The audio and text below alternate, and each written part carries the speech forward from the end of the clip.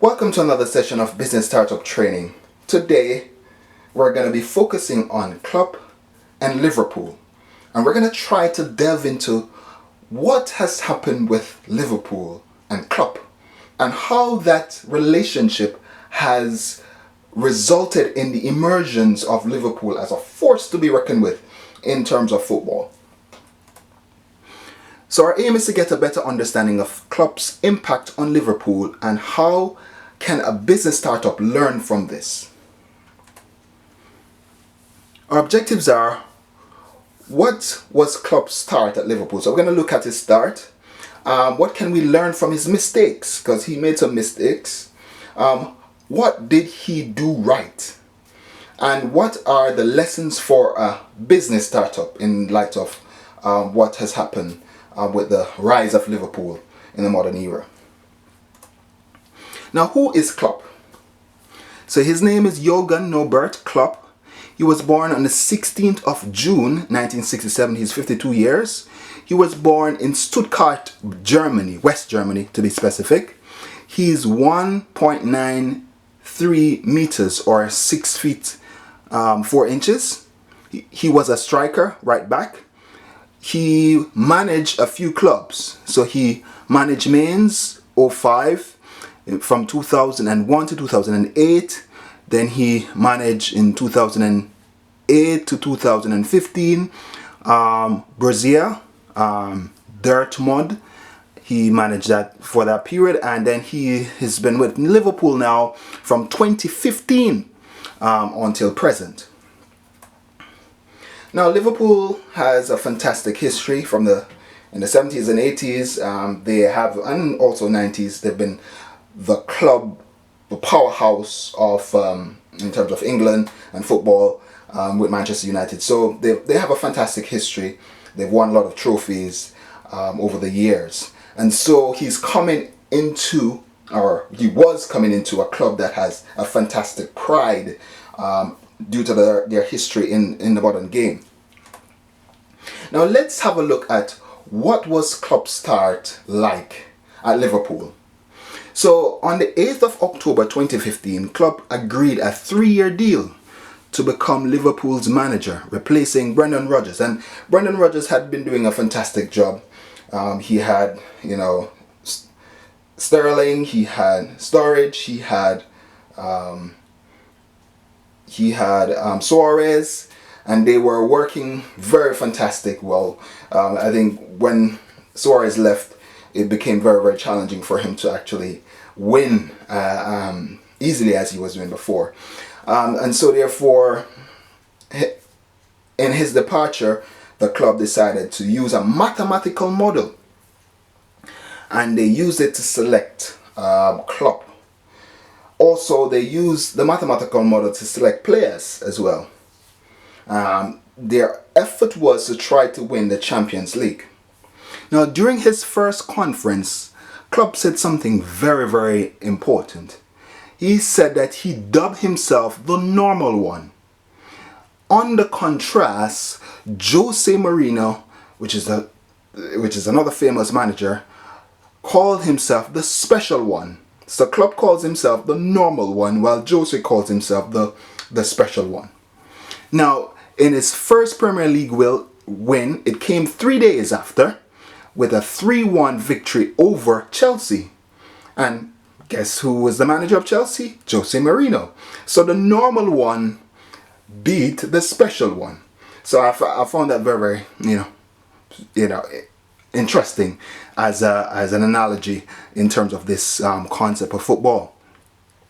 Now, Chelsea's manager, Jose Mourinho, managed Chelsea on the second spell from the 3rd of June 2013 to December 2015. So it wasn't too long after that there was a parting of ways between Jose Mourinho and Chelsea subsequent to the rise of Klopp.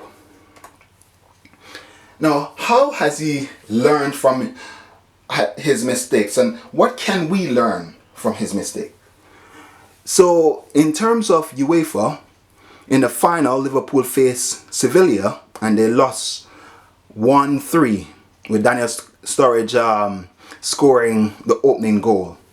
And this happened in the 2015-16 season. And the club was 8th place in terms of the Premier League. So things were not necessarily going to plan at the very, very start with Klopp in terms of his relationship with Liverpool in the very beginning.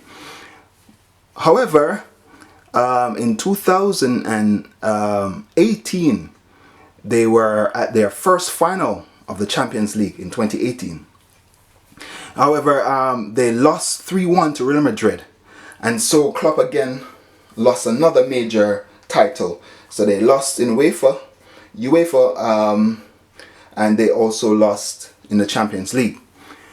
Now, Klopp made a number of high-profile signings, including midfielder Nambi, Ketia, Fabinho, Zerdan, and Alicia Becker. So he had some high-profile signings which allowed him to actually have the right players to be able to have him succeed. Now, it is important also to note that in the 2016-2017 season, Manchester, they were second to Manchester, but they scored 97 points with 30 straight wins, and they did not win the Premier League title. So having scored 97 points, they were very, very close to winning the title, but they fell short to Man City. So that's very interesting, because so he was actually making headway in terms of having a huge impact on the club. Now, what did he do right? After suffering a 3-0 defeat in Nou Camp, Klopp reportedly asked his players to just try. So he wanted his players just to try or fail in the most beautiful way in the second leg tie at Anfield. So, he's saying, what? Let's just do our best and see what happens. And, that's his approach. If you do well, then fantastic. If not, then we'll fail in the most beautiful way. Now, in the final at Wanda Metropolitano Stadium in Madrid, with Tottenham Hotspur, they won the Champions League with 2-0 over Tottenham Hotspur, with Mohamed Salah and Origi being the main scorers in that game. And this was the 6th time this club was winning European or Champions League title over the years. So this allowed Klopp now on the 23rd of September 2019 to be named the best men's coach. And also the 30th of November, he had a 2-1 win over Brighton Hove Albion, and Klopp saw equaling its all-time record of 31 consecutive league matches. So he actually won the league games 31 times consecutively. So he is actually building a momentum of consistency throughout his reign. So again, Klopp was subsequently named the Premier League Manager of the Month in December, and this was the 4th time in terms of him winning this particular trophy, and he won that in December 2019. Now, these are some pictures showing him, the normal one, and then these some of the core players that helped to win the Champions League, and then this is another picture of them celebrating winning the Champions League. Now, this is important. This current season, which is the 2019-2020 season, they are now 25 points away from their nearest rival. This is very interesting, and again, their form is 5 wins on a stretch. I think they're actually more wins. They've not lost the match yet, so it's quite a significant stretch that they're actually building another momentum of several straight wins. And again, he's doing a fantastic job, and from what I gather, I think mathematically it's possible for him in the next 4 matches to win the Premier League, regardless of what any of the other teams do. I would say, because once you get into the 80s, 90s, it's a done deal. It's a bit of a struggle for Man City at the moment to be able to gain ground on them unless there's a major drop in form, and I don't see that happening currently. What are the lessons from a business startup perspective? The first lesson we can take from this is building a business takes time. Brendan Rodgers came in 2015, so he's been with the club. This year would be 5 years, so it took time for him to get to this point. You can also use mathematics and logic in your approach to business. So look at the figures, look at the analytics of it when you're actually doing your analysis of your business, so that you do not necessarily make decisions just by instinct, but what the facts say. Aim for records and consistency.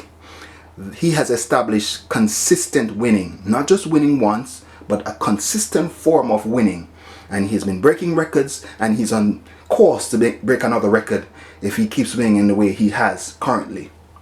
He also has taught us, in terms of a business startup concept, to be humble. Don't boast about your achievement. The reality of what you have done will shine through.